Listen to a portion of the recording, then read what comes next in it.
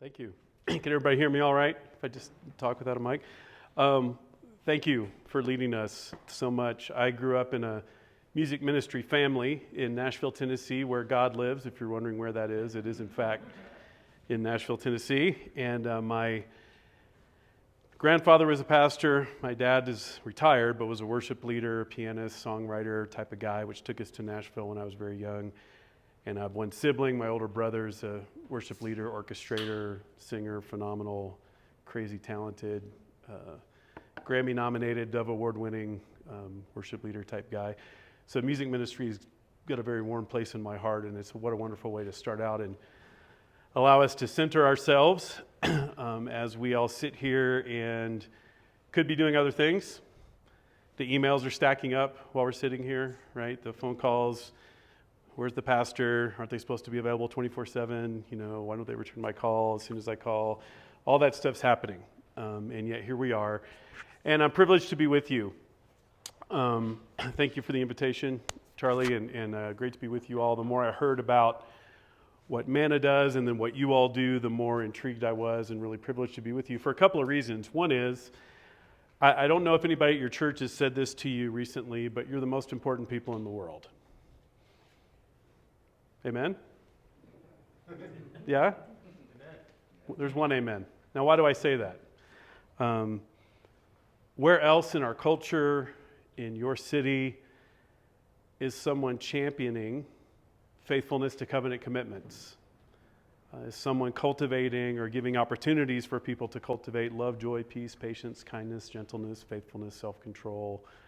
Where else is that happening except in your churches? And how vitally important this kingdom work is that we're all privileged to be called into doing with God. The other reason is that I grew up as a pastor's kid. I'm a pastor's kid. I mentioned that. Have a number of years in pastoral ministry myself, both in a local church context and I was one of the campus pastors at APU for almost a decade before being in the role that I'm in now. And along the way, ended up becoming a clinical psychologist specializing in working with pastors. So that's most of what I do for the last almost 8 years or so, is kind of all day, every day, on Zoom or in person or with denominational leaders, talking about how do we help people find the right fit for their gifts and their trajectory in ministry. How do we put the right kinds of support around them? And then how do we help people engage in sustainable ministry, which I know is one of the tenets of MANNA as I looked at your sign when I came in. So it's about sustainability, right? And we want to do this for as long as possible, as effectively as possible, because it's enormously complex, challenging work. In fact, what the research would say is that church planting, and I think all of you are church planters or have been. Do I understand that correctly? Okay. Church planting is the most stressful thing a ministry leader can undertake. Can I get an amen to that one? Okay. Now, there are pastors who are trying to redirect an old, entrenched, rigid, 120-year-old church, and they might beg to differ, but what the research says is that what you all are doing is the most complex, difficult thing there is to do in ministry, to get something off the ground from scratch. And what that requires of not just a person, but of a spouse, a marriage, a family. It's enormously taxing work that you do. So my hat is off to you. You are resilient people, or you wouldn't be sitting in this room doing what you're doing. So part of what I want to highlight for you is get you thinking about what are you already doing that you may not have become fully aware of or named for yourself that actually is tapping into your own resilience and helping you to flourish, because you wouldn't be here if you weren't doing something right. Can I get an amen on that one? Yeah? Okay. So we want to highlight that, and I can explain more about the kinds of things we're learning from research about what are the helpful practices, conditions, factors that seem to sustain flourishing in ministry over the long haul. Even with all the enormous sacrifice, the cost of discipleship, the cost of ministry leadership, the complexity, the stress and strain of it, particularly during and after a global pandemic. I had a seminary student at APU say to me, I missed the class that you guys have on pastoring during a global pandemic. I said, well, we We don't teach that. That's new territory for everybody. What does that look like? What does church look like now? All the kinds of things that all pastors are wrestling with. And so I hope to offer you some insight. What I want to encourage you to think about as I share with you in, I think, 3 sessions total, and we've got about 45 minutes right now, is that right? Okay. Are what we're learning about some key areas of flourishing that we've learned from people just like you. So this research project is about 12 years old and ongoing. Somewhere north of 15,000 ministry leaders have participated, and we've been refining over the years to arrive at what we think is a core model of flourishing in ministry. And what I want you to think about as I go through this is your own daily, weekly, monthly, yearly rhythm. Now, we've been studying through a phone app that we have, and I'll get you information on how to access it. It's free for clergy because it's grant funded.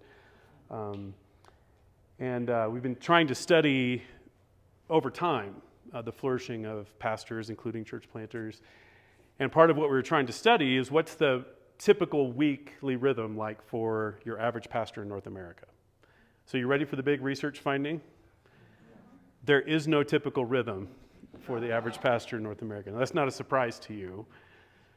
Or anybody that's been in ministry. You can have your whole week scheduled, and then of course something happens that isn't on the schedule, and then all of a sudden you're retooling everything. When am I going to sermon prep? And that's the life of a pastor. But knowing that, if we can predict the unpredictable to some extent, which we'll talk about, what are some practices you can build into your life? And start small is my encouragement to you. So as I go through this, I don't want to leave you with the impression that I'm suggesting you need to sit down and overhaul your entire schedule, your entire lifestyle. I mean, you may need to make some radical changes. Sometimes we do. But what we're finding in this research is that starting small practices done consistently and frequently and done in community make an enormous difference over time. There's a positive cumulative effect to doing some intentional practices that we know now from a global body of research will boost your well-being and your flourishing. Make sense? So think about small practices you can do. Let me give you a quick example. 5 minutes of silence. Just 5 minutes in the middle of the day. Not that long. It can seem like a long time when you first start to practice it if you don't practice much silence. But 5 minutes of silence a day, done every day, doesn't take away the bad day. It's not going to magically take away all your ministry stress. But done every day, we're finding makes an enormous difference over time to physical health, emotional health, relational health, spiritual health. Just 5 minutes of silence. Just calming stuff down for just a few minutes. That's just an example, and we'll get into some more of those. This research started at the University of Notre Dame by a guy named Matt Bloom, who has since retired from academia and handed off this project to me. And his wife is a Methodist pastor, so he lived life for many years as a clergy spouse and studied well-being at work and helping professions. So physicians, teachers, social workers, therapists, clergy, relief and development workers in really high-risk parts of the world, with the thought that if we can look at people who are sort of exemplars in these helping professions, that are high burnout types of jobs because you're helping people all the time, and you're immersed in sometimes the worst of the human condition. Pastors see it all, just like a lot of other helping professions. And yet discover the people that seem to be in the midst of all of that seem to be flourishing. They seem to be living the abundant life that Jesus talks about. How are they doing that? What are they doing to maintain that? What are the conditions of the organization that they work for that help promote that? That kind of thing. And this really is out of a larger body of research called positive psychology. Is that a term some of you are familiar with? It's really a revolution in the last 30 years or so of social sciences. And I am a professor. I promise I won't be too academic as we go. Well, this will be interactive. But I need to frame this for you in a certain way. About 35 years ago, a man named Martin Seligman was the president of the American Psychological Association, and he gave a keynote address that launched this revolution in social sciences. He said, for decades, we've been studying what goes wrong in people's lives. And that's helpful because then we know how to diagnose things. More and more we know how to treat things and alleviate suffering. And of course, all of that's helpful and important. But most people do pretty well in life. Even if they go through trauma, even if they go through tragedy or adversity, people grow from that. There's a huge literature now on post-traumatic growth after people come out of something traumatic and they grow and become even more fruitful in their lives in some way. So why don't we study what's right with healthy people? That was his idea. And that gave birth to this idea of positive psychology. So out of that comes things like the Strength Finder. Are you familiar with the Strength Finder? So the whole strengths movement. There are huge amounts of research now on things like gratitude. Secular social science is telling us if you practice gratitude on a regular basis, then you get physically healthier, emotionally healthier, and you become more grateful in your disposition as a person. Well, is that really a new idea if you're a Christian? Not really, right? Deeply biblical, deeply part of Christian spirituality over the centuries. And yet what we are learning from the science is how these kind of practices work with our physiology and our brain and how often we need to do them to gain the benefit and those kinds of things. And it's a shift in thinking. It used to be the thinking in psychology that mental illness and mental health were on the same continuum. That on the left end over here, your left, you'd have depression, anxiety, suffering, relationship problems, work that you can't stand, just miserable life. As you go across to the right, you get to the abundant life. You get to healthy intimacy, healthy emotions, positive outlook, optimism, meaningful work, all those kinds of things. And the more recent thinking, and I'll send you all these slides, by the way, too, so you'll have these, is that those are two different axes that intersect to form four quadrants, such that the upper right hand here is human flourishing. Now, what I want you to notice about this is that there is low mental illness here. In other words, there's an absence or a minimization of the bad stuff. But as it turns out, that's not the full equation to get to flourishing. You need to minimize the bad stuff, but also have the presence of high mental health. So it's the absence of the difficult stuff and then the presence of things that promote health to get all the way to flourishing. Make sense?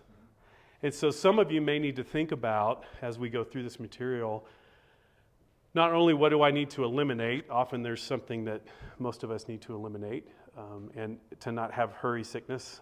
Thank you for starting out that way. It's a perfect setup for what I'm about to talk about. He wasn't a plant, I promise. I didn't talk to him beforehand. How do we live with a pace that's sustainable in some way? But sometimes we need to add a practice that actually promotes something, that promotes flourishing. It's one of the reasons I'm so thrilled that you're doing something like this week. To be out in the beauty of God's creation. A lot of research about that. In fact, during the global pandemic, that's what psychologists around the world were saying is the number one thing that can boost your well-being is go take a walk outside in the sunshine in a beautiful part of the world. And to get away and pause and rest, and then to be with other people that do what you do. Vitally important. We'll talk about that tomorrow some more.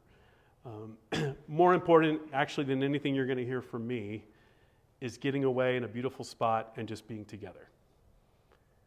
And not to just do that in okay, I'll do this since Manna gave me a grant or whatever, I guess I'll go to this thing. But to savor that, to really slow down and delight in the Lord. What's so often the case, and I'm guilty of this, my wife would tell you if she were here, is we're on to the next thing, because there's always a next urgent thing, isn't there? And we don't take time to slow down and savor and delight. And that's one of the things we're learning from the research, is we really need to take time and slow down and do that. So what I'd like for you to do is just share around your tables I'll give you about 5 minutes. And think about your current context and your current role, however long you've been in that. And you can also reflect on all of your years of ministry leadership, because many of you have been doing this a long time, maybe in various other locations. And what is it that brings you the most joy? that you do week in and week out. The stuff that you feel the most alive when you're doing it. You feel the closest to God when you're doing it. You feel like this is what I was born to do. I would pay the church to do this if I could afford to. I love this so much. What is that stuff that brings you the most joy in your current role and context? Okay? So talk about the joy for about 5 minutes and we'll come back together. You know, it's interesting what you all have said to psychologists like me, to researchers. What's always at the top of the list for pastors in terms of joys are crisis intervention and funerals. Now, people that have never done what you do would, sometimes are like, well, that's morbid. Why would people like doing funerals? Well, it's not that you like doing funerals, is it? It's that on probably the worst day in somebody's life, even in the face of death itself, you have a word of hope, a word of gospel. And you have that sacred space of being invited into that moment to speak into that word of hope. And there's something exhilarating about that, even if you yourself are grieving the loss of the person who has passed away. Now, what they taught us when I was in seminary was that the two times when you see all the family dysfunction come out in church families is weddings and funerals, and weddings are often worse. Because the cousin that wishes it was her wedding or whatever, the bridezilla or whatever, and you all see it all. But being able to be there for people, who do people come to first when there's a tragedy or a trauma or a loss? Now, trauma therapists are great. Glad we have them. Psychiatrists are great when they're needed. Physicians are great. But who do people go to first? They go to you. Who gets the phone call in the middle of the night when someone's been killed by a drunk driver? You get that phone call, right? When the marriage ends, who's the first person that people talk to? You're a first responder. You don't often get credit for that, but you are. And there are many beautiful and wonderful things about that that are sacred and holy and very important. And some challenges with respect to stress with that we want to talk about as well. But what else? What else brings you joy? I would guess, and you can tell me if this is different, but whether the spouses that are here, whether both of you actually have an official title of pastor or not, you're both in this together, right? This is a whole family, whole finances, whole life kind of a deal, right? I'm convinced at this point in my experience that it's more difficult psychologically in some ways to be the spouse of a pastor than even to be a pastor. And I can unpack why I believe that. So those of you that are volunteering as a spouse, but also have, another job outside of the church or full-time homemaker, whatever you're doing with your time, God bless you. I have a special appreciation for you. But what I want to say to you is this. The other thing ministry couples have said to us is that there is something very special about getting to share vocation and calling with my spouse. So there are challenges to that, to the life in a glass house. Everybody's scrutinizing your marriage and your parenting and trying to parent your children for you when you didn't ask them to do that. Why is it always the people you wouldn't want to do that who want to do that for your kids at church, by the way? My dad grew up in a parsonage that was physically connected to the church. So you could literally open a door in the living room and be on the platform in the sanctuary, like major life in a glass house, no boundaries. So there are those challenges. But the joy of being in ministry together, and I love how you said that, your husband's your favorite teammate. What a beautiful thing. How long have you been married? 15 years.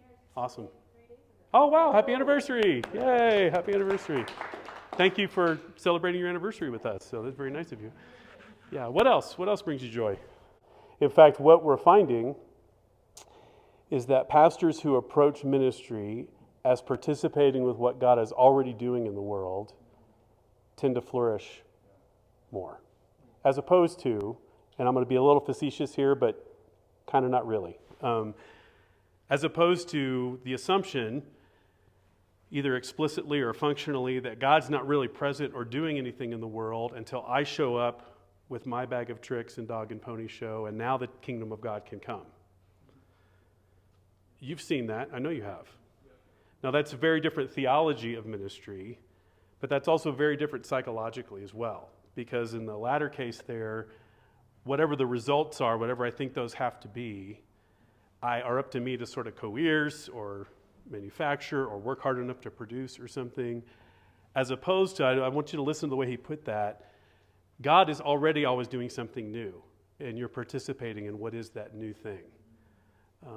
And church planters have a unique sort of window into that, perhaps. So thank you for that. That's fantastic, yeah. Well, I want you to keep thinking about those joys as we go through this. What I'm going to share with you in this session today has to do with what we know about the physical and emotional health of clergy. And it's not a super pretty picture. So I'm not, this is ultimately hopeful where we're going with this, so I'm not going to just depress you about your chosen vocation and send you out of here, because it doesn't have to be that way. And one of the things we can do for ourselves is to remember the joy, to stay in touch with the joy, to cultivate that, even in the midst of everything else that we're going through. We know from previous research that some of the things that lead to stress and exhaustion and burnout and depression, we're just learning more about what not only prevents those things, but promotes long-term flourishing in ministry. We know that well-being ebbs and flows.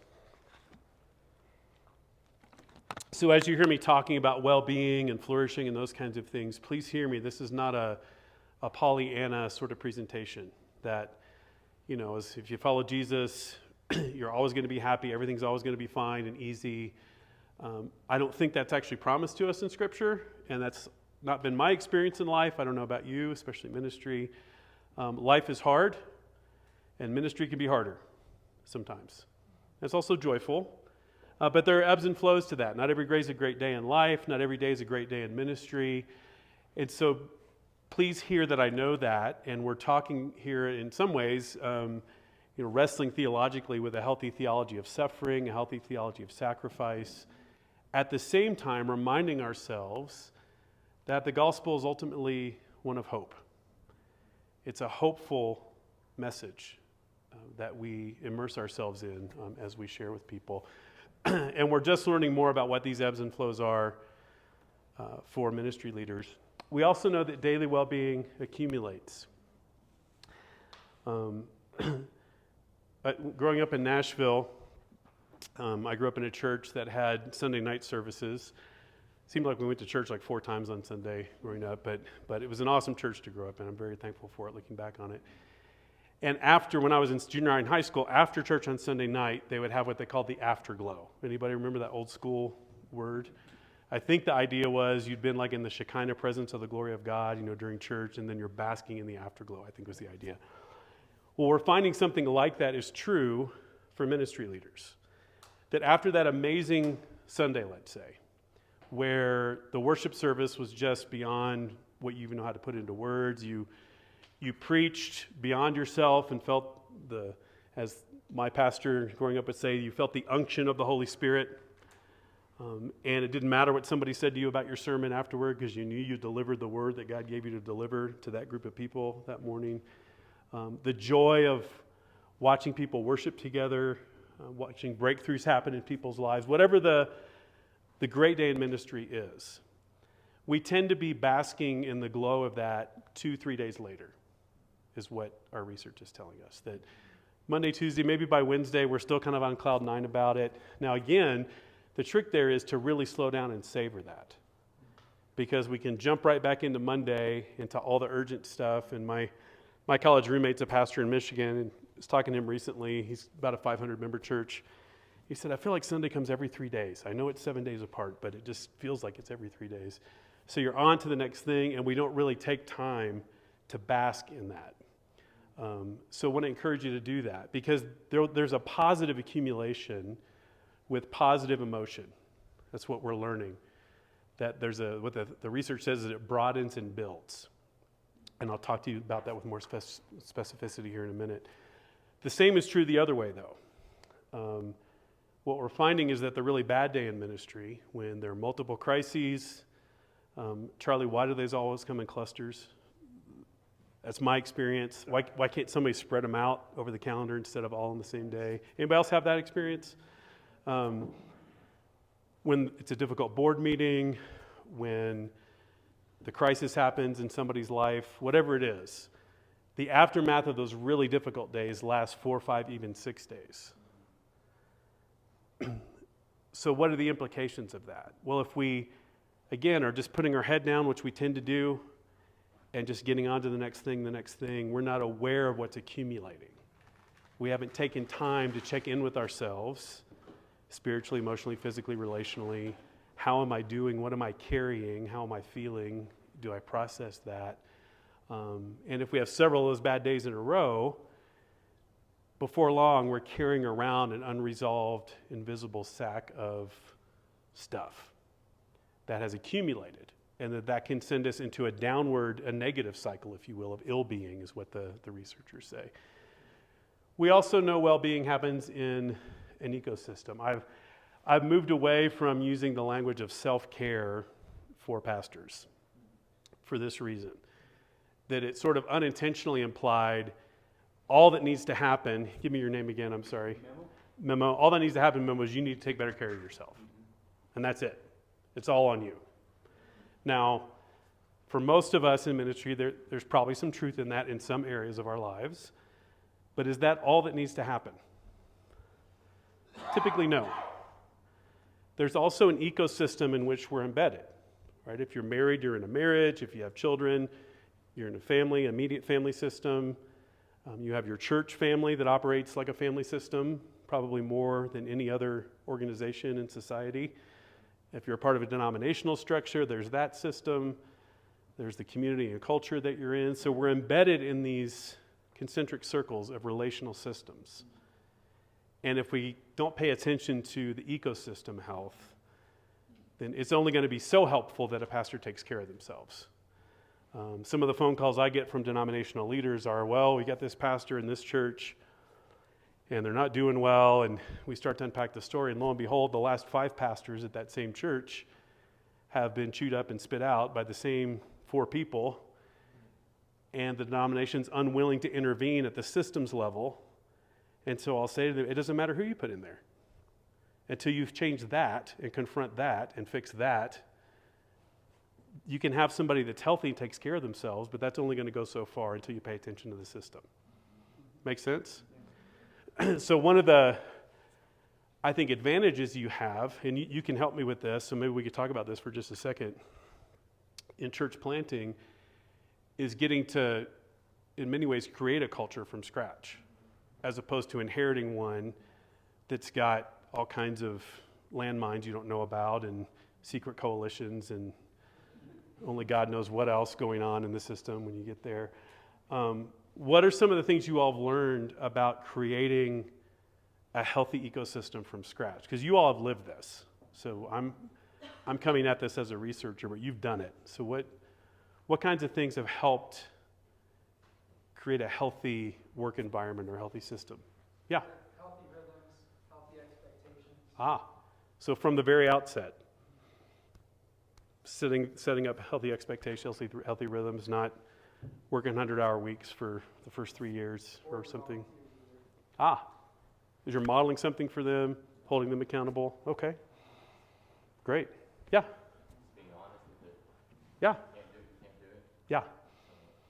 Yeah, just being honest with it. Yeah. What seems to be the case, certainly there are expectations other people have of you. You've probably noticed that. One author calls them presumptive expectations. People presuming to know how to do your job better than you do, Pastor. And some people feel like it's their calling to tell you that, right? But it's probably the expectations we have on ourselves that are the most difficult to contend with. And it's amazing, and I see this happen in counseling all the time, when we start to really internalize grace and fair expectations of ourselves, the power of all those expectations from other people gets much, much less when we're not being so hard on ourselves. And we tend to be hard on ourselves because we want to do right by this calling. We want to put our best foot forward. We take this work very, very seriously. Maybe we don't take ourselves seriously, but we take the work seriously. And as a result, we can be really hard on ourselves. That's a really important one. What else? What have you learned about creating a healthy culture from scratch? Yeah? I think you have to Uh-huh. because everything leaks. Yeah. You Yeah. said it enough, but then you have to say it again, and then when it seems like it's finally enough is when people are really starting to understand it, Yes. and when you really believe it and get it, Yes. because Yep. you're laying all the foundation down. Yep. Well said. Any of you familiar with the work of Patrick Lencioni? Five Dysfunctions of a Team guy. He has a really interesting book called The Advantage on Organizational Health that I recommend to you. He's a devout Catholic, by the way. Not many people know that. But his advice is that you establish clarity, you communicate clarity, and then you communicate it some more for organizational health, right? Exactly what you're saying. Yes? I think I saw a hand back here. Yeah. I would say create an opportunity, and be intentional in what you want in your church. Yes. I'll give you an example. Like for us, one of the things going on primarily was to create a culture of family. So we created opportunities to build family, to build healthy relationships. Fantastic. Fantastic. Yeah, well, my grandfather pastored mostly small, what I call clergy-killing congregations in New England most of his career. And he used to say about one of his churches, it was one big happy family, but they just didn't want any more relatives, right? So from a systems perspective, it was a closed system. Nobody new could come in, and probably nobody could leave either. I mean, it was just stuck that way. And that's a really difficult church to flourish in as a leader, as opposed to what you're describing, which is an open system, right? It's outwardly focused. New people can come in. People can leave. Doesn't mean we want them to, but we're not going to make them run the gauntlet like a gang in LA or something to leave the church. Open system is what I hear in what you're saying. Yeah, absolutely. Great stuff. You all know this stuff. All right, so after 12 plus years of research, this is our core model of flourishing in ministry, these four dimensions: daily well-being, resilience, thriving, and authenticity. By the time we're done, I'll unpack each one of these four and tell you what we're learning about the practices that seem to be promoting overall flourishing in each one of these areas. You'll notice there are kind of lines connecting the four, and if I were a graphic artist, this would look better. We know these are interconnected. We're just learning how, but I'm going to start with daily well-being because we know that that's the first thing that gets low for pastors. Just that sense of basically feeling good, not necessarily feeling great, but feeling good enough, feeling decent physically, emotionally, relationally, spiritually, vocationally. And if that gets too low for too long, it starts to pull down the other three dimensions as well. And so we're just learning how these are interrelated. There can be a downward spiral that happens. There can also be an upward spiral. This would probably better be depicted as a spiral staircase that gets broader in circumference the further up you go up the staircase, such that the more daily well-being we experience, the more resilient we become, which leads to more thriving and even deeper authenticity, which then in turn leads to even more daily well-being and even more resilience and even more thriving and so forth. It's also possible to be in a downward spiral. My grandfather used to talk about a woman in one of his churches that enjoyed poor health. You know anybody like that in your church that just seems to really be invested in not doing well, maybe when they even don't have to be? And there can be a ministry leader version of that if we're not careful.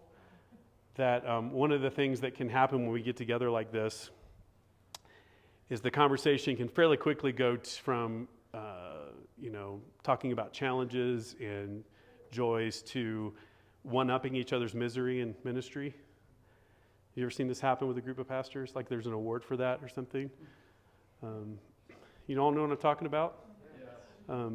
Now, what we're finding in this research is that it's a tricky dance theologically and psychologically because, of course, there is sacrifice and loss that you sign up for as a ministry leader or just as a disciple of Christ that you maybe wouldn't have otherwise.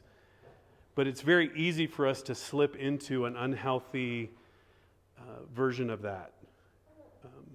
That's more like a self-imposed martyrdom kind of a thing. We had a lecturer at APU not too long ago who was a church historian lecturing on first century church.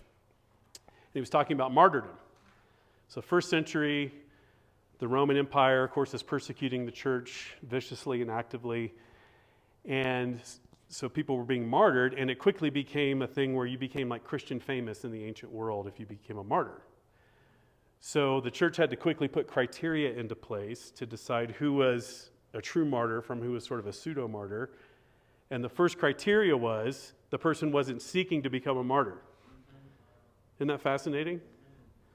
That there was this ethic of, I want to steward my life for as long as possible for the sake of the kingdom. Any of you know the name Dr. Archibald Hart? So he was instrumental in my life, key mentor, dear friend, passed away about a year ago. But I've heard him say to many, many groups of pastors in his career, pastors, Jesus already died for the church. And if we get into some sort of self-sacrificial thing that maybe God isn't even asking of us, we're functionally saying what God did in Christ is not enough. I now also have to add this. Right? Stuff for us to wrestle with. All right, so let's talk about daily well-being. This is where we talk about the quality of life and the impact of stress. The question here is one of dominant tone over time. Over the course of, say, at least 6 months, let's say a year or more, are you more often experiencing these kinds of things? Again, this isn't every moment of every day. That's not life. That's not realistic. But over the course of time, are these kinds of things dominant? What researchers suggest is that we need a ratio of 3 positive emotions for every 1 negative emotion in any given day to basically have a decent day. A 3 positive to 1 negative. Don't ask me how they counted this. I don't know how they figured this out. But think about the nature of ministry work. That often by its very nature can evoke all kinds of painful emotions just by the nature of the work.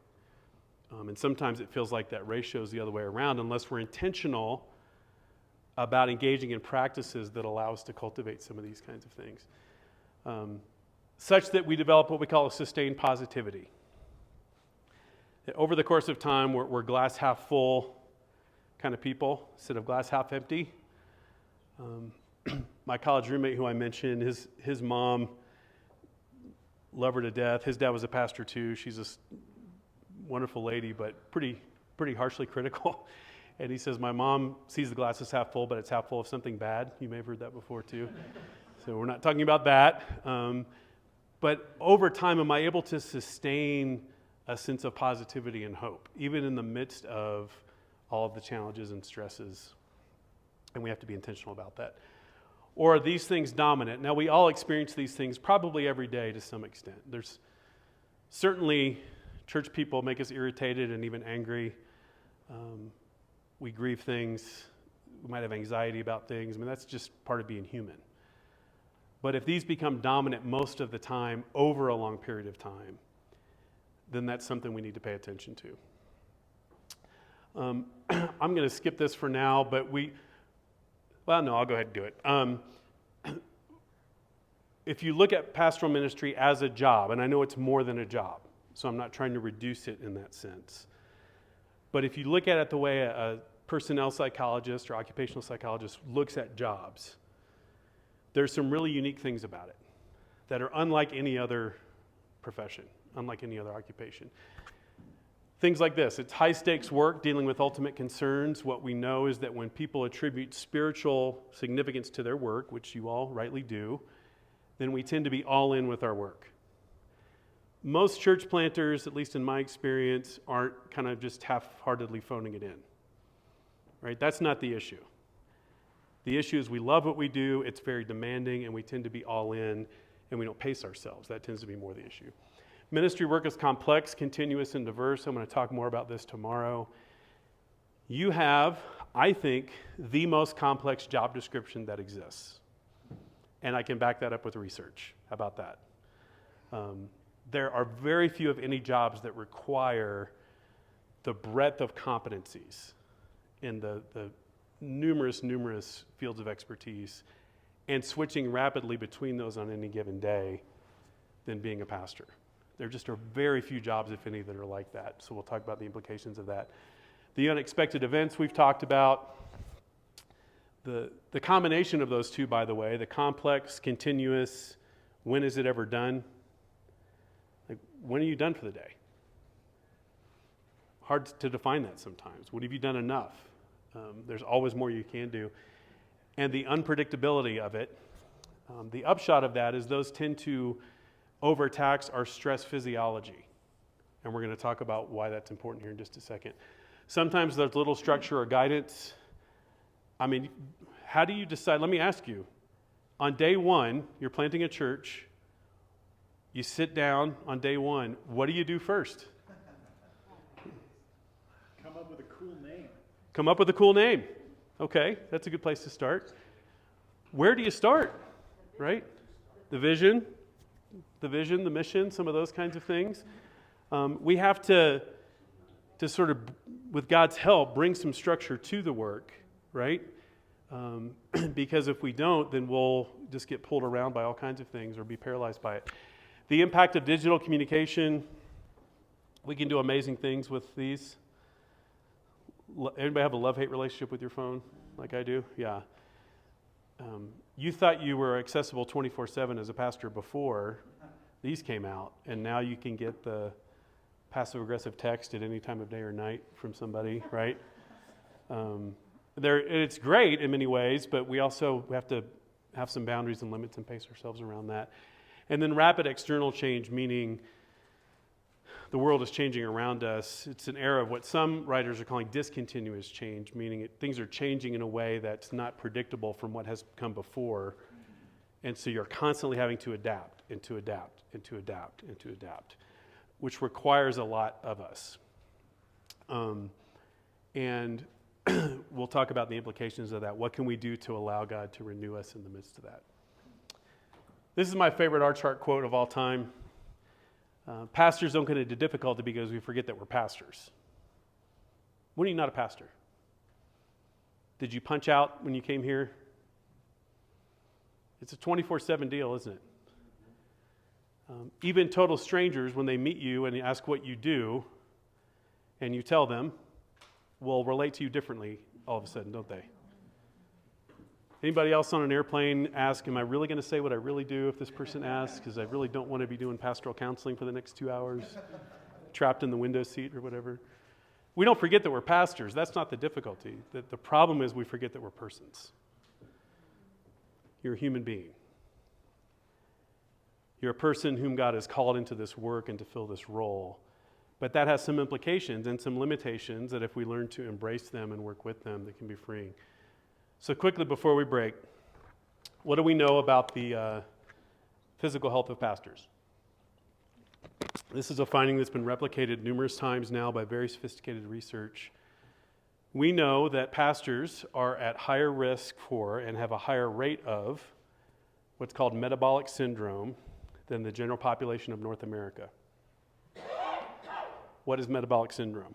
If you have 3 of these 5 things, high blood pressure, high triglycerides, which is the bad cholesterol, low HDL, which is the good cholesterol. My wife is a cardiac nurse, and she tells me that the low HDL is actually the higher risk factor for heart attack than even the high bad cholesterol. High fasting blood sugar, which is connected to what disease process? Diabetes. And then a large abdominal circumference, meaning moving into clinical obesity the way a physician would diagnose that. If you have 3 of those 5, you have metabolic syndrome. Well, why does that matter? It matters because metabolic syndrome puts a person at exponentially higher risk for cardiovascular disease, heart attack, stroke, diabetes, arthritis, lung disease, kidney disease, a bunch of bad stuff that could impair our capacity to be effective in ministry or even cut short our lives. Does this surprise anybody? No? I grew up in the Church of the Nazarene. I mentioned that. If you go to next summer is Nazarene General Assembly, which is the annual national gathering. It's a metabolic syndrome convention. It just is. I mean, I have to admit it. And I heard lots of great sermons about drugs and alcohol for good reason. I don't think I ever remember hearing a sermon growing up about obesity or gluttony or food addiction or anything like that. Now the question is, why are clergy higher in this than the general population? What we think is happening is that to meet the demands of the job without realizing it, we're overtaxing our stress hormones. So it's exactly what you said at the very beginning, that if our baseline of true rest is here, and we get stressed, we face challenge, even good stress, even the highs of ministry, if you will, are physiologically identical to the difficult days. It elevates our stress physiology, and it may come back down some, but then something else happens and it goes back up, and then it comes back down, and then Sunday happens and it goes up, and then it comes back down. And unless we're intentional, it never comes all the way back down to baseline rest. And so we have a chronically elevated stress physiology. Make sense? And at some point, sooner or later, it may not be next week or next month, but that will catch up to everybody, no matter who you are. Emotionally, physically,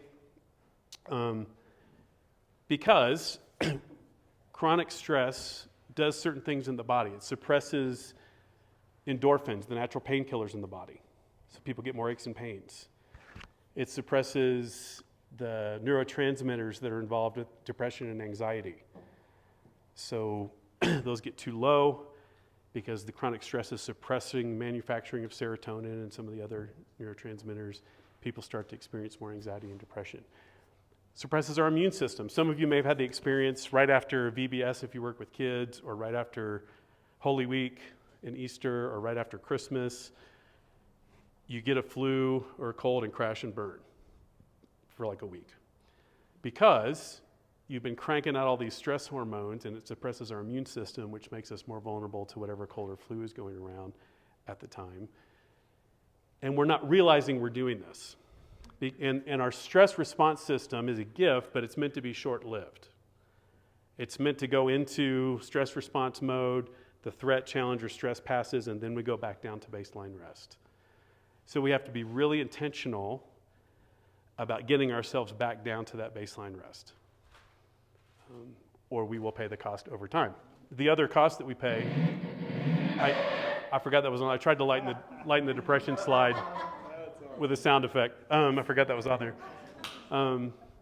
We know that the rate of depression, clinical depression, the way we diagnose that for as a psychologist or psychiatrist or physician, is at least as high as the general population of North America. It's probably a couple percentage points higher for pastors. And for clergy spouses, it's higher than that. Now, why might that be the case? Well, again, the physiology piece is a big piece there. The overtaxed stress physiology. You're also immersed in other people's loss or forms of loss a lot in ministry. There's just an awful lot that's really not in our control in ministry, and so there can be an experience of helplessness that people can experience, particularly clergy spouses.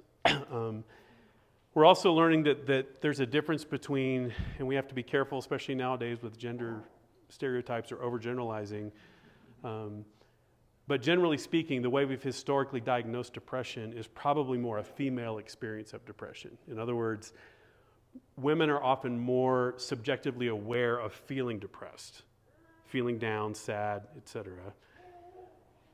Men, depending on how you're raised, we can be socialized guys to not be in touch with our feelings. Boys are tough, men don't cry, right?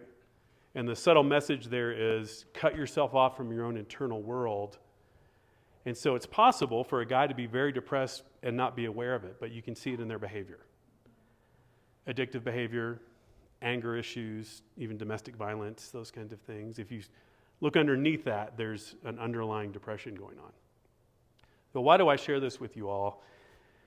Because I want to normalize it for you.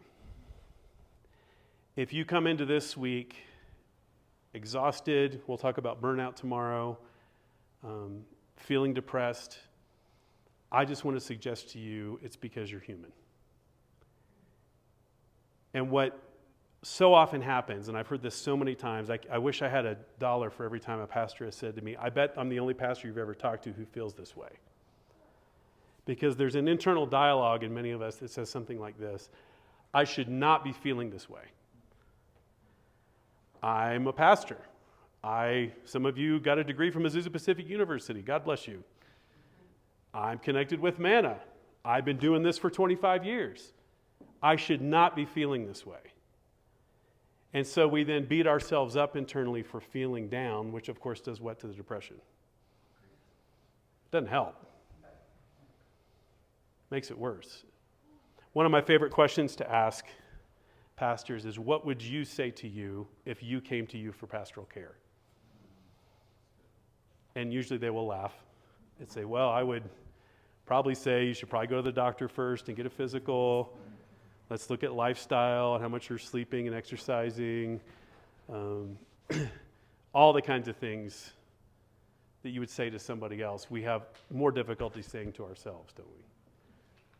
Put yourself on your pastoral care list this week. Right? Extend the same kind of compassion, gentleness, hospitality, acceptance, grace that you give to everybody else in your life to you. And if I can help you get connected with resources, then I'm certainly glad to do that. Okay. I'll be done here in 2 minutes, if that's all right. So what can we do about all this? Well, most of what I've shared with you really can be prevented. It does not have to be this way. All right? That's the good news. We're finding that these are some of the key practices that we really need to be intentional about building into our rhythm. So cultivating Sabbath as a practice in the full theological, biblical robustness of what that means, which is not only to refrain from work, but it's to engage in other kinds of things that are restorative, to recreate or recreate, if you will. Contemplative spiritual disciplines seem to be particularly important for pastors. Not that other spiritual disciplines are unimportant, not what I'm saying, but things like silence, solitude, centering prayer, Ignatian spiritual exercises, if you're familiar with those, seem to be especially important. And we're not totally sure why yet. Got a couple hunches, but I'm curious what you all think about that. Why? Give me a hypothesis. Why do you think those might be especially helpful to ministry leaders, those kinds of practices, to make sure we're building those in? Anybody have a theory about that? Yeah. It takes you out of the need to perform. Yes. Kind of gives you a place to be. Yes. Yes. That's exactly what we think. Yeah. That you're called upon to religiously perform all the time. Seminary students, when they first start seminary, they will say in a class, everybody asks me to pray now, like everything I go to, you know. I'm called upon to religiously perform, like constantly. So to step outside of that and just be with God, just listen to God, just receive from God, not have to do anything as part of the practice really is vitally important. I think you're absolutely right. It also, by the way, those practices engage our parasympathetic nervous system and calm down all that stress physiology. So there's a lot of wisdom in ancient Christian spiritual practices. It's almost as if God created us and designed us and knows what we need to flourish. What a concept, huh? But being especially proactive about those things.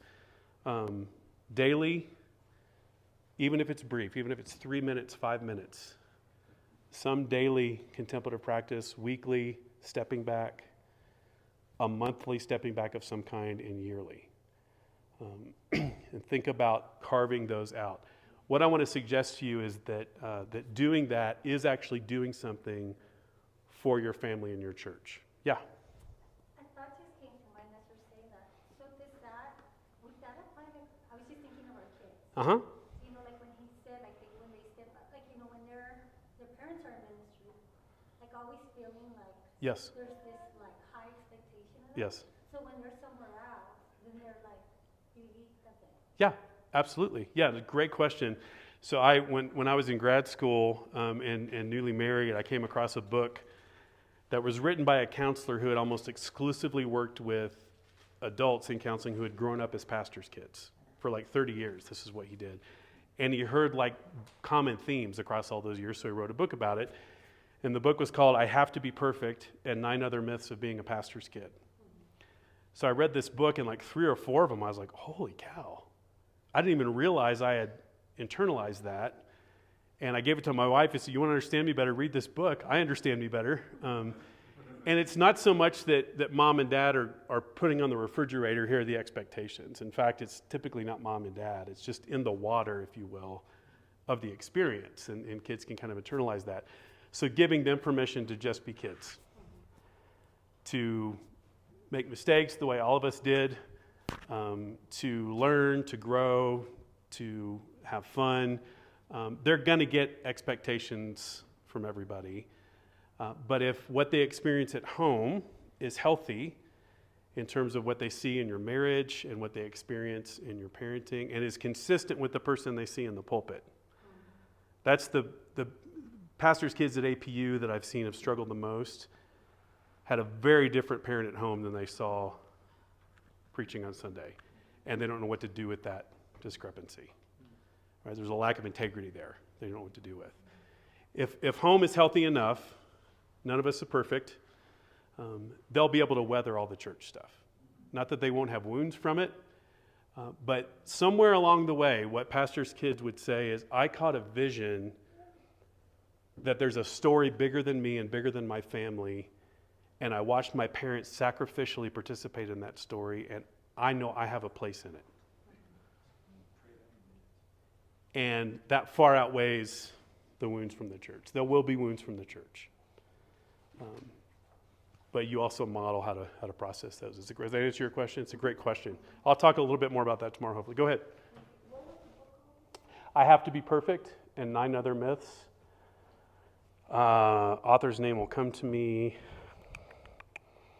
I'll look it up and give it to you tomorrow. I can't remember the author's name off the top of my head. You probably find it on Amazon if it's still in print or whatever. You need to play. Detachment. Having a holy habit of some kind. A hobby.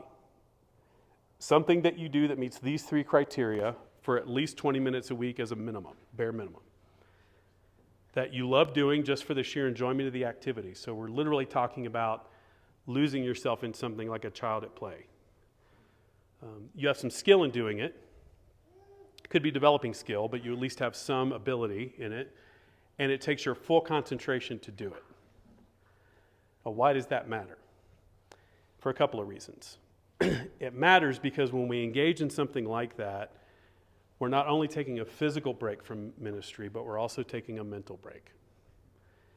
My wife would tell you, I'm guilty of this at times too. I'm Sabbathing. It's my day off. I'm still working, right? I'm guest preaching at a church near my house this Sunday. The drive all the way up here. What's going on in my head? When's the sermon prep done, by the way? After you preach it, right. It's always percolating. Even in your dreams, it'll show up sometimes. And so we're supposed to be resting, but we're mentally working, which is stirring up all that stress physiology we're supposed to be replenishing. And so doing something that checks out in a healthy sense.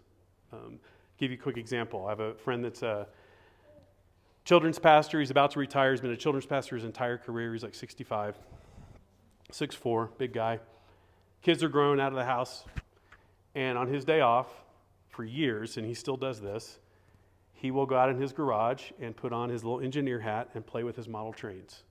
And he has a really elaborate setup at this point. He's been adding on to it over the years. And listen to sports radio. And he just checks out. And he said, I can't tell you what that does for me to just allow me to be renewed, to go back into the complexity and the joy and all that means in ministering to families and kids and all that. And you all know what that's like.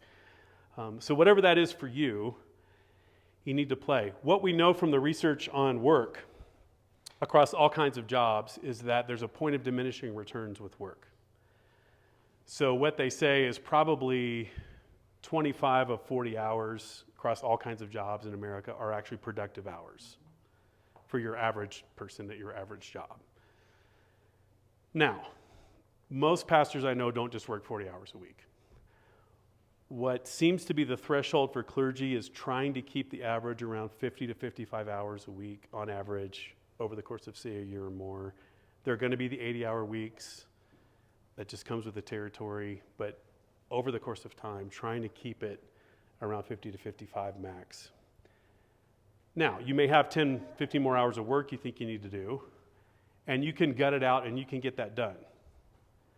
However, there is really substantial research in science now to say if you stopped at 50 hours and took a break and went and played, even for an hour or two, and rested and detached, you would come back to that same work with exponentially more creativity, efficiency, and productivity. So it actually is doing something for your ministry work to take a break at some point. And we all probably have a different point of diminishing returns where we're overextending ourselves and the quality of what we're doing and the creativity and the efficiency is actually going down. And maybe we're not aware of that. And so figuring out where that point is for you is important. Take care of your body, eat, rest, and exercise. One of the projects I'm connected to is at Duke Divinity School. It's called the Clergy Health Initiative. And the true story is, at Duke Divinity School one day, a family just walked in unsolicited, unexpected, and said, hey, we want you to study the health of pastors. Here's $15 million. It's a true story. And Duke's like, okay. We'll get right on that. We weren't planning on that, but we are now. So we've been following about 3,000 pastors over about 12 years now, and annual blood work, physicals, comprehensive medical workup with the Duke Medical School folks. And the big finding after all of that money and research is we need to get 7 to 9 hours of sleep a night, we need to exercise enough, and we need to pay attention to healthy nutrition. Did we need $15 million of research to tell us that? Probably not. Now, the reasons we don't do those things are complicated, right? I'll share a little bit more about this tomorrow, but early in my ministry experience, I found myself working for a senior pastor I refer to as a socio-pastor instead of sociopath. That's a little term I came up with to describe this particular person. Really stressful season. I was meeting with a spiritual director I really respected, and I was asking her about ministry stress, and I was just starting to read some of this stuff in grad school, and she finally said, Chris, stop asking me for information. You're an information junkie. You're a grad student, that's the problem. You don't need more information. You don't need to know what you should be doing more of to take care of yourself. You already know what you should be doing more of. That's not the question. The question for you is, why are you not doing what you know you should be doing more of? The question for you, Chris, is the question Jesus asked the paralytic by the pool of Bethesda: do you really want to be well? And I was kind of deer in the headlights because I knew she was right. And I have to come back to that question. It's one of the occupational hazards, if you will. I think it was Eugene Peterson who wrote, I traffic in unlived truth as a pastor.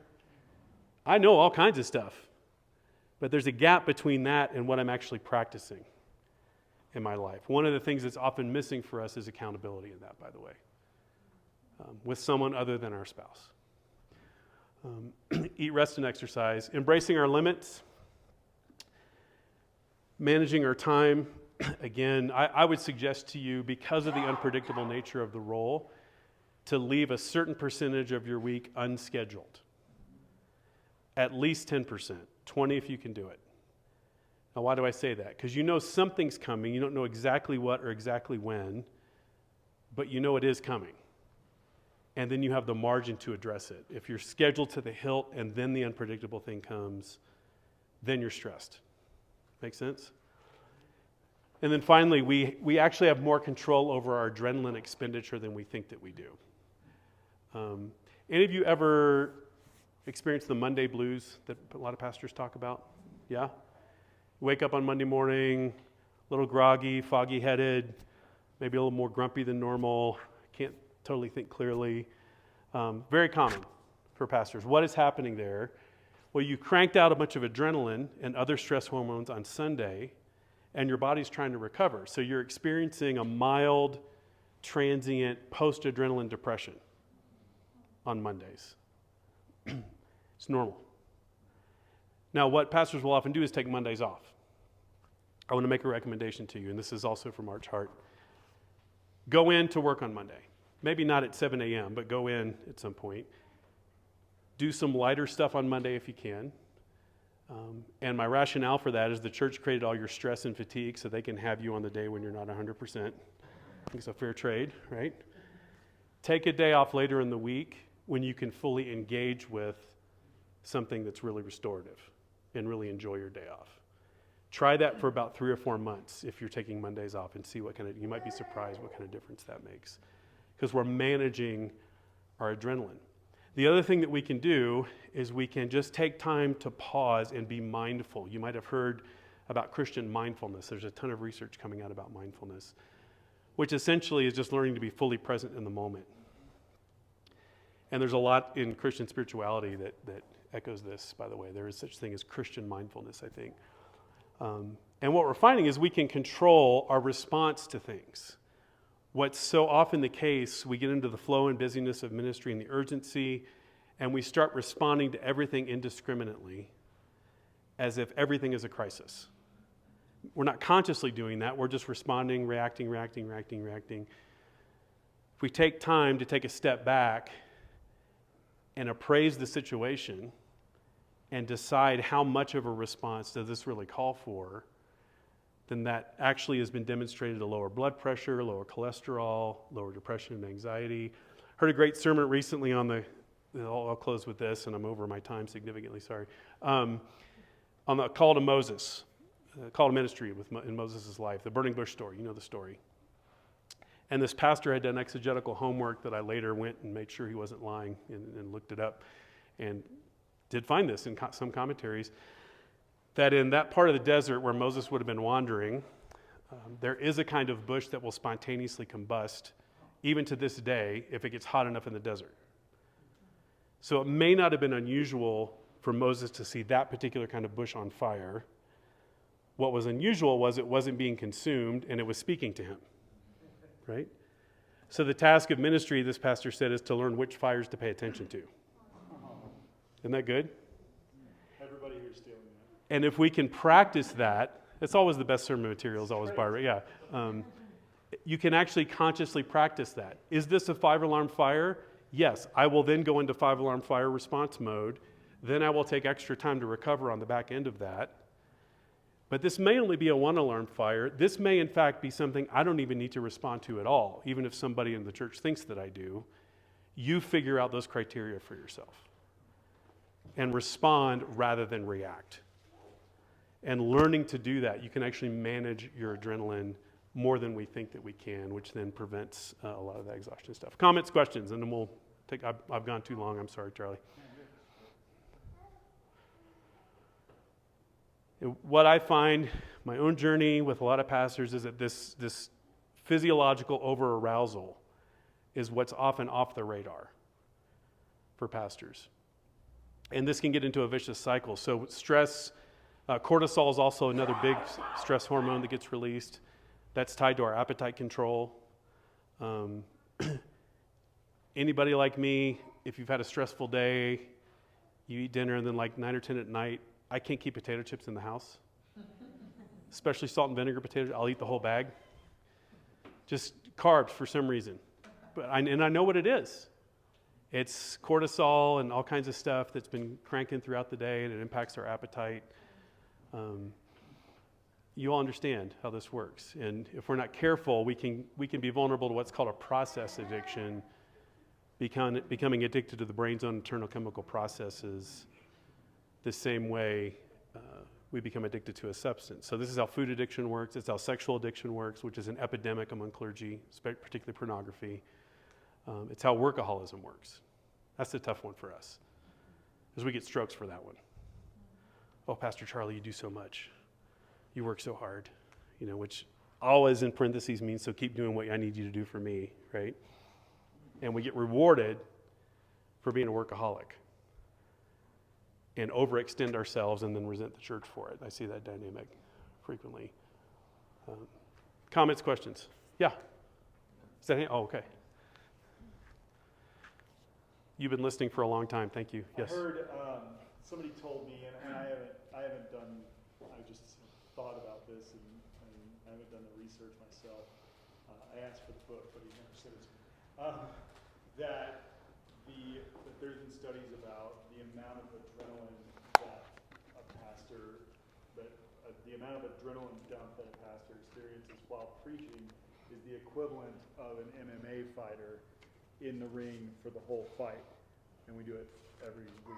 Very well And could they be. train for Yeah. those fights and do them That's right. twice a year. That's right. And there's stuff happening in between Sundays that's spiking that too. So I have a friend who's a pastor who phenomenal athlete. He got drafted to the Dodgers and said no to a baseball career to go into ministry. I know. We're like, what are you thinking, dude? Do No. ministry later, you go Exactly. That's what I said. But he will wear his Fitbit, and he said, I compared my workout with a trainer at the gym to when I was preaching, and my heart rate was basically the same. Right? So if you have a Fitbit, you might track that sometime for yourself. Go back and look at when was it spiking? Were you preaching? Were you anticipating a board meeting?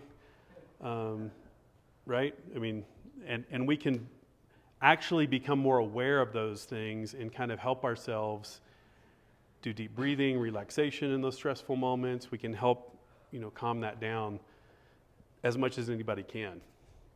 And then make sure, and sleep is huge. So the first thing to triage, if you will, is if you're not getting 7 to 9 hours of good sleep a night, talk to your doctor. I just can't emphasize that enough. That is the most important thing to dial in because of all the restorative stuff that happens during sleep. Exercise is also huge.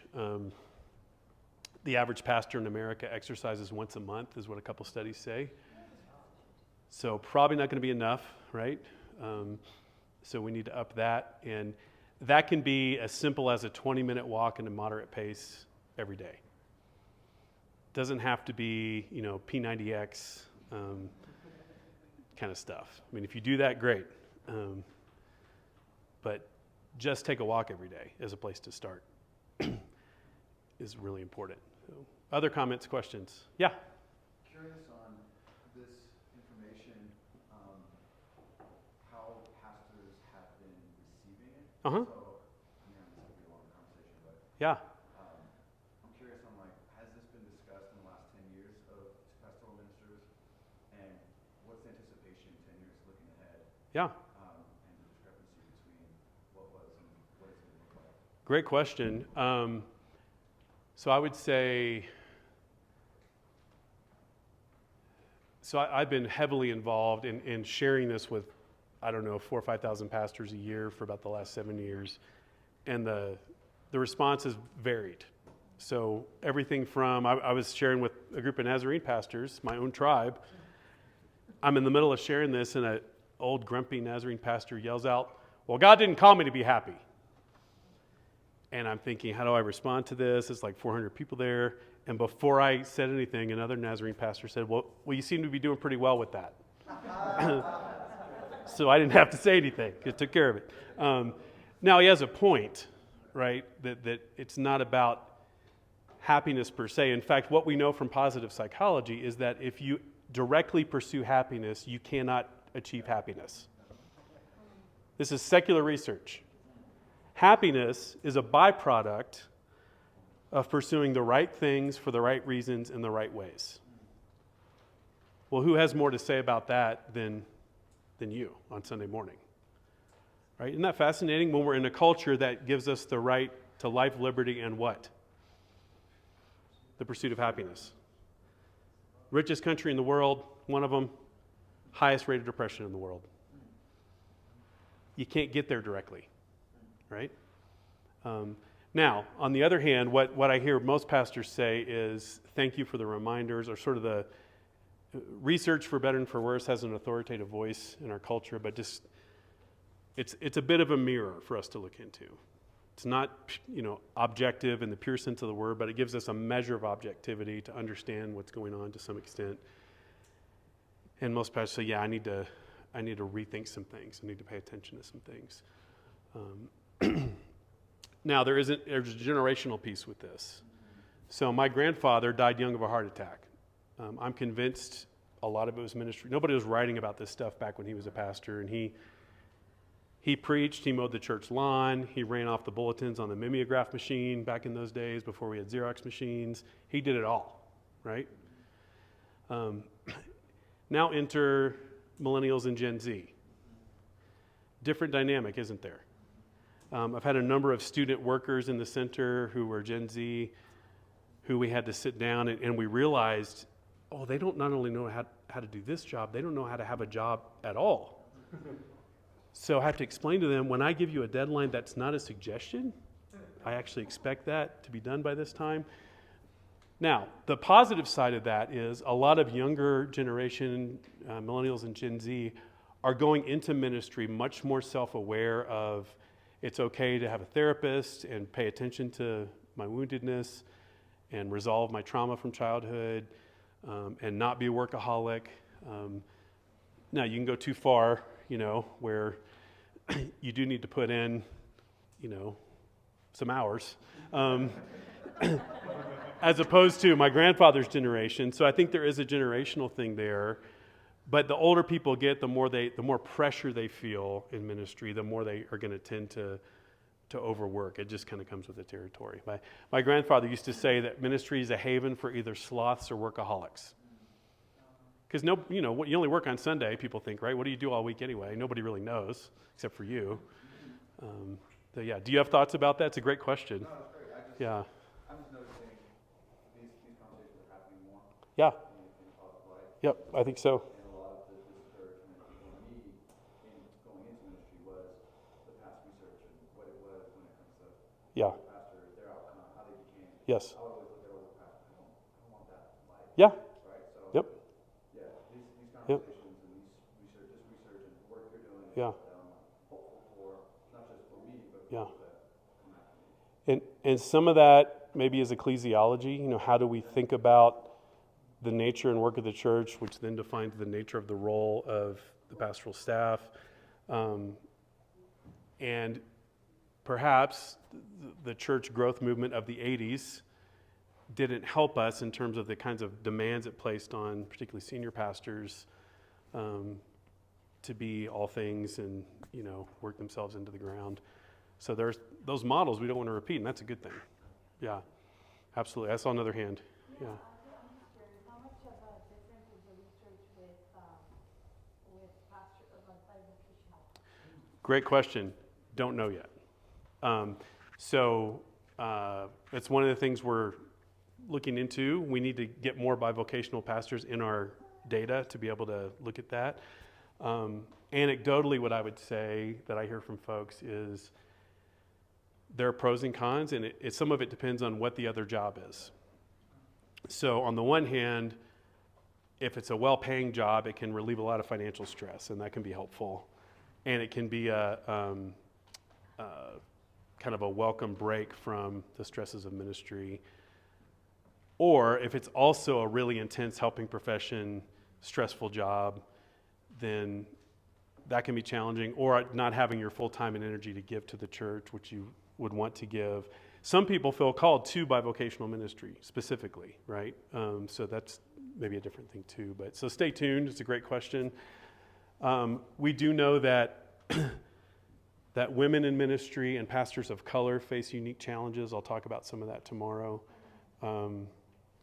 Women in ministry tend to do a better job, though, of being less isolated and of having an identity, a sense of themselves as a person outside of their role.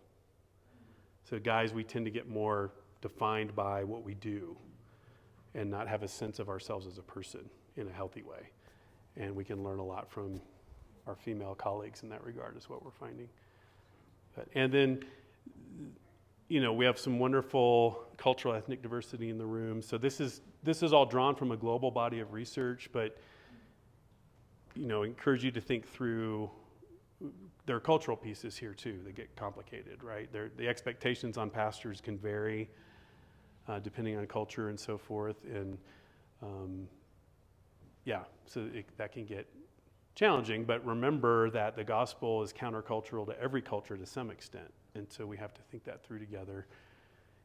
White people don't get to say how that's countercultural to every culture, by the way, right? You define that as you read scripture and think about your own context. But yeah. A thought that came to mind as we were saying that also was, I know back, I don't know, Uh-huh. Okay, Parnell, like, now you're seeing more of it. Uh-huh. Do you see like a fluctuation of like health for a pastor? Good question. Yes and no. So I think there always have been the unspoken expectations for clergy spouses. So for women, you know, like my grandmother and mom, it was expected that you played the piano and, you know, ran the women's tea or whatever, you know. And some of those kinds of things aren't as rigidly expected anymore. And there are more women entering into pastoral roles with that title, with seminary education, et cetera, than there ever have been. In fact, there are more women in seminary than men right now across all seminaries, which is going to be interesting to watch the impact of that on the church. It's not necessarily healthier to be in ministry, to be co-pastoring. It certainly can be, but it depends on the marriage and communication, those kinds of things. One of the challenges there can be having a sense of identity as a couple and a family outside of stuff having to do with the church. So I had a husband and wife I really respect that have been co-pastoring who recommended this practice. So this is the kind of thing that tends to help make it healthier. They said, we decided we have to put some boundaries around when we're not at the church, how much we're going to talk about church stuff. So we will talk about church stuff at the kitchen table for an hour. After that, we don't talk about the church, and we don't talk about it in any other room of the house.